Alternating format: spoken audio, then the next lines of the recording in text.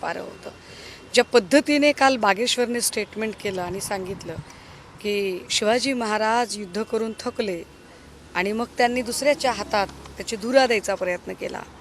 मला प्रश्न विचारावासा वाटतोय राज्याच्या मुख्यमंत्र्यांना, जे काहीच दिवसांपूर्वी काँग्रेस प्रदेशाध्यक्ष हर्षवर्धन सपकाळजी यांच्याबद्दल वाटेल त्या भाषेत अध्वा बोलत होते, ते सीएम आणि तमाम भाजपचे सगळे नेते प्रवक्ते भुरटे भारटे सगळे भक्तुल्ले सगळेच लोक, या सगळ्यांना तुमच्या अस्मिता आता कुठं गेल्या आहेत? सोयीनुसार तुमच्या अस्मिता निघतात का? तुम्हाला वाटेल त्यावेळेला तुम्ही बोलाल आणि वाटेल त्यावेळेला विषय सोडाल. एक परप्रांतीय इकडे येतो आणि छत्रपती शिवरायांच्याबद्दल वाटेल ते बरळतो आणि आम्ही त्याला सरळ सरळ अध्यात्म आणि धर्म या नावाखाली झाकून नेतो.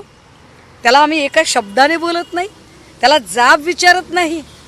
म्हातारी मेल्याचे दुःख नाही, काळ सोकावतो. कारण अडचण अशी आहे की दर 1-2 महिन्याला कोणीतरी यायचं आणि शिवाजी महाराजांवर तोंड वर करून बोलायचं.